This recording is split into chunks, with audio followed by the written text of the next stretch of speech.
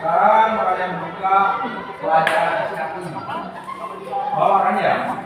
Ayo, oke. Ya.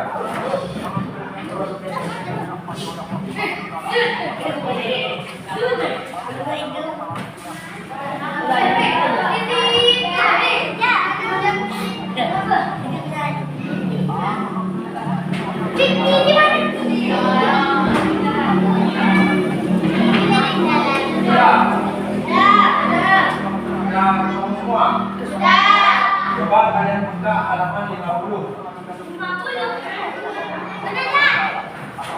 Halaman 50 kalian buka. Ada? Sudah semua ya. Kemarin kita bahas tentang masalah atau sejarahnya perang Badar. Iya kan? Nah sekarang di materi berikutnya ini kita belajar tentang perang Uhud. Perang Uhud itu terjadi pada hari Sabtu tanggal 23 Maret tahun 625 Masehi. Sekarang tahun berapa? 2025. Sedangkan perang Uhud itu terjadi pada tahun 625. Kalau dihitung dari tahun 620 berapa? Dari tahun 625 sampai tahun 2025 itu sudah mencapai berapa tahun terjadinya perang Uhud sampai sekarang? Berapa tahun? Sudah ribuan tahun. Itu kalau dari tahun Masehi, dihitung dari kalender Masehi, tahunnya itu terjadi di tahun 625 Masehi. Kalau Hijriah itu tahun berapa? Tahun itu. Kalau di tahun Hijriah itu terjadi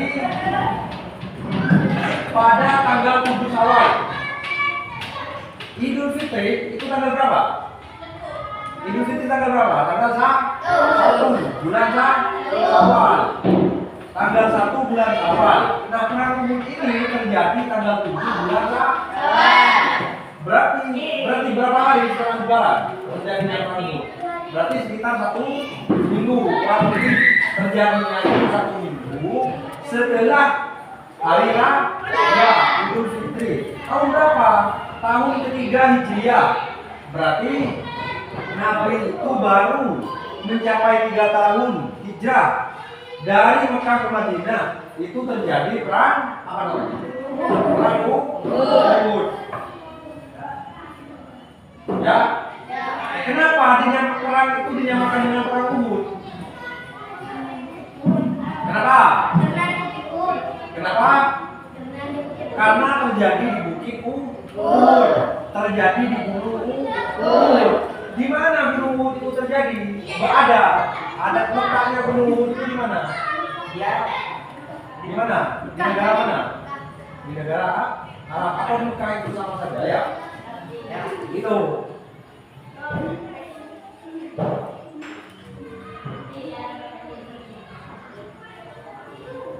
Pertempuran terjadi kurang lebih setahun lebih seminggu setelah pertempuran Badar. Jadi setahun sebelumnya itu kemarin kan sempat dijelaskan juga kan ya.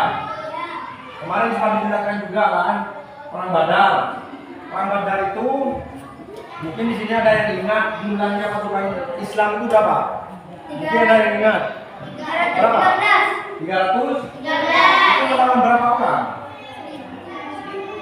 Melawan berapa orang? Melawan berapa orang? Melawan berapa?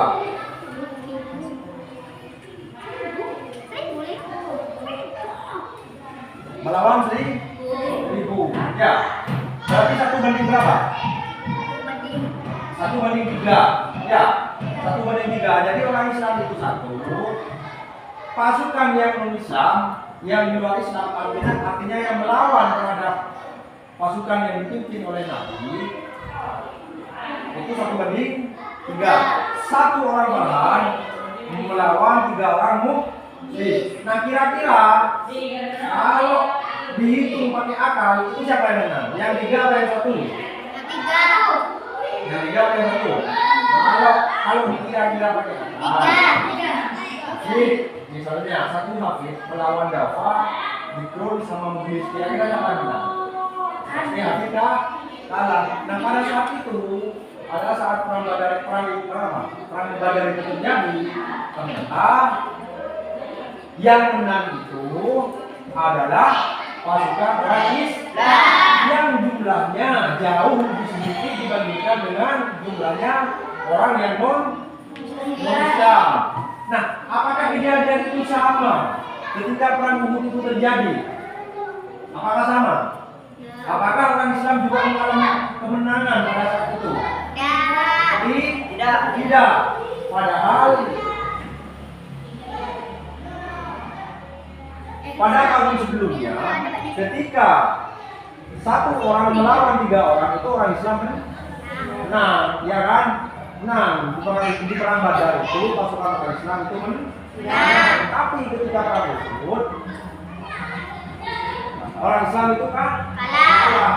Apa penyebabnya? Karena turun dari gunung. Tidak mengikuti perintah Nabi. Kenapa? Sudah turun dari gunung. Karena tidak mengikuti apa yang menjadi fungsi pemimpinnya. Siapa pemimpinnya pada waktu itu? Yaitu Rasulullah. Padahal semua strategi pada waktu itu sudah disusun rapi untuk menuju kemenangan. Di antaranya adalah pasukan memanah yang ditaruh di atas bukit. Itu sudah disiapkan. Pasukan pemanah itu yang di atas bukit itu sudah disiapkan. Ketika lawan itu datang, maka pasukan pemanah itu siap menghajar. Pasukan pemanah itu siap menghajar. Tapi ketika orang-orang kafir itu sudah berjatuhan, kalah maksudnya, orang-orang yang megang kemana? Yang megang panah di atas bukit itu keburu turun karena melihat musuhnya itu sudah ke kapal. Mereka itu keburu. Ingin apa? Ingin merampas semua barang bawaan. Akhirnya apa yang terjadi? Akhirnya ketika yang di atas bukit itu turun, maka bukit itu diganti sama orang kafir. Bukit itu ditempati orang kafir, maka gantian. Ketika orang muslim itu mau mengambil barang bawaannya orang kafir, maka orang kafir itu ganti orang kafir yang mana mereka Islam. Padahal Nabi sebelumnya itu sudah berpesan, apapun yang terjadi di bidang perang itu, apapun yang terjadi, yang di atas itu tidak boleh turun, tapi yang di atas tidak mau mendengarkan. Karena gegabah ingin mengambil makanan, ingin mengambil segala macam bawaan-bawaan mereka, itu tidak. Akhirnya apa yang terjadi? Akhirnya orang Islam itu kalah. Tidak sama prediksinya dengan yang terjadi